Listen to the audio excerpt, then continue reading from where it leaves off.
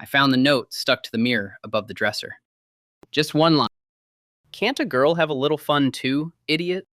I stood there reading it 3 times. Then I started laughing. Chapter 1. Every Sunday. I've been hiking since my 20s. Every Sunday, rain or shine, I'm on a trail somewhere in the Blue Ridge. It started as stress relief and turned into the one thing in my life that felt completely mine.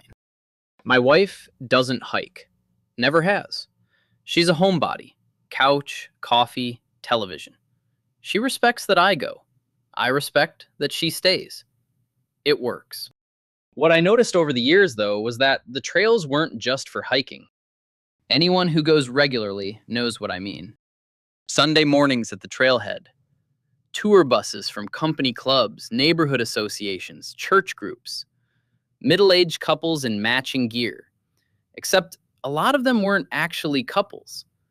They'd arrived together in separate groups and found each other on the mountain. The lodges at the base of the trail stayed full on weekend. I always hiked alone, always. Until the Sunday I met Christine. Chapter 2. The Trail. I was about 2 miles up the eastern route when I noticed her. She was maybe 10 yards ahead of me, moving at a solid pace for the incline. Hiking pants that fit like they were designed specifically for her. The kind of figure that made the steep grade feel less steep just by existing in the landscape. I'm not proud of that observation, but I'm not going to pretend it didn't happen. We ended up at the same rest point naturally. Same trail, same pace, and she turned around with a water bottle and a look that said she'd known I was behind her for a while. You've been keeping up pretty well. You set a good pace. I usually go faster. I was being polite. I appreciate that. She laughed, easy, unguarded. Christine, Marcus, you solo today? always solo. Me too. Sort of. Chapter 3. The Club. We fell into stride together naturally, the kind of thing that happens on long climbs when you're moving at the same rhythm, and conversation becomes easier than silence. I'm technically here with my hiking club, but we have a habit of losing people on the way up. Losing them how? Couples disappear, side trails, lodges at the base. You know how it is. I've heard about it, never actually seen it. You've been hiking alone too long. She glanced at me sideways. The clubs aren't really about hiking. I mean, they are, but they're also not. So what are they about? Meeting people who understand that marriage and loneliness aren't mutually exclusive. I didn't say anything to that. You should join. We go out every other Sunday. Good group. I think I'll stick to solo. Shame. She smiled without looking at me. You'd be popular. We kept climbing. By the time we hit the summit, I'd told her more about myself than I'd told most people I'd known for years. She had that quality, the kind of attention that made you feel like what you were saying actually mattered. You never get lonely up here? Just you and the mountain every week? Sometimes, but it's a clean kind of lonely. I know exactly what you mean. She was quiet for a moment, looking out at the view. My husband doesn't hike either. Mine doesn't. She looked at me. Your wife. Right. Sorry, my wife. She laughed again. How long? 12 years. 14 for me. A pause. He's a good man, just settled, you know? Yeah, I said. I know. Chapter 4. The Tavern.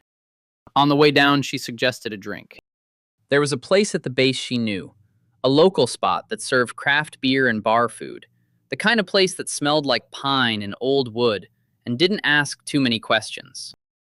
Just one drink. Trail tradition. I don't really have trail traditions. You do now. We got a corner table and ordered 2 local IPAs. Then 2 more. Then a round of something amber that the bartender recommended, with a look that suggested he'd seen this exact scenario play out 100 times. Okay, honest question. Go ahead. When you saw me on the trail, first thought. That you set a good pace. Marcus.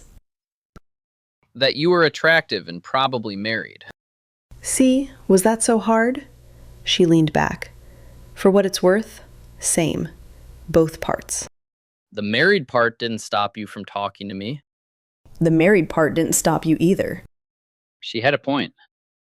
Do you ever think about it? Meeting someone up here? Actually meeting them? I've thought about it. And? And I've always hiked back down alone. Until today. Until today. She looked at me over the rim of her glass. I'm very drunk, Marcus. Me too. I don't think I can drive. You definitely can't drive. There's a lodge 2 minutes from here. I didn't say anything. Just to sober up, that's all. Just to sober up, I said. We both knew that wasn't all. Chapter 5. The Lodge. The room was simple. Bed, dresser, window looking out at the tree line. Christine kicked off her hiking boots and sat on the edge of the bed. She looked different in the room, less composed, more real. I don't do this. I know. I mean it. This isn't something I do. Okay. Stop agreeing with everything I say. It's making me nervous. You don't seem nervous. That's because I'm drunk and I'm good at not seeming things. She looked at me. Are you nervous? A little. Good. At least one of us is being honest. She laughed. Then she lay back on the bed and stared at the ceiling. Come sit down. You look like you're about to bolt. I sat in the chair by the window.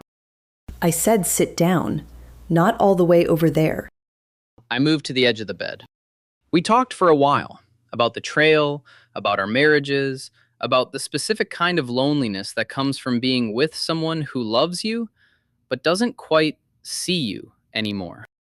Do you think it's possible to love someone and still feel completely invisible to them? Yeah, I think that's actually pretty common. That's the saddest thing I've ever agreed with. At some point, her eyes closed. Her breathing slowed. I thought she was asleep. Don't go, she said quietly.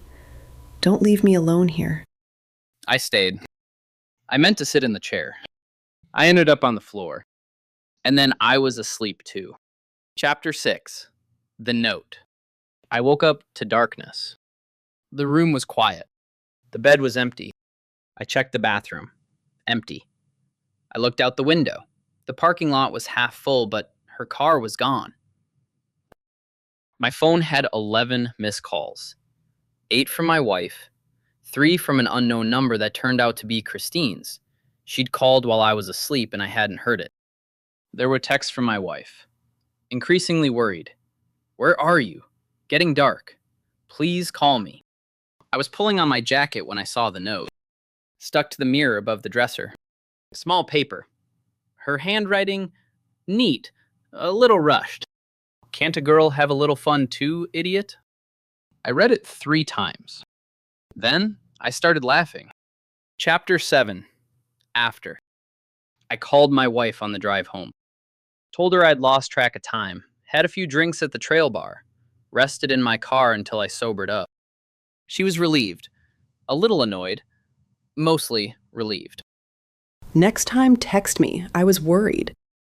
I know, I'm sorry. Are you okay? Yeah, I said, I'm okay. And I was. That was the strange part. I expected to feel guilty, or unsettled, or like something had fundamentally changed. Instead, I just felt like I'd had an interesting Sunday. Christine never called again. I never ran into her on the trail. I looked for her a few times, not in a desperate way, just the way you scan a familiar place for a face you remember. She wasn't there. I thought about the note a lot in the weeks after. Can't a girl have a little fun too? She'd been more deliberate than I gave her credit for in the moment. She'd known exactly what she was doing on that trail. She'd known exactly what the lodge was for. And when she'd gotten what she came for, or decided she hadn't, she'd walked out quietly and left me a joke on a mirror. I respected that more than I expected to. I still hike every Sunday. Still solo. But I look at the trail a little differently now. And I understand finally what all those couples disappearing halfway up the mountain were actually looking for. That's where this story ends. Thank you for listening. If this one stayed with you, subscribe, leave a like, and turn on notifications. See you in the next one.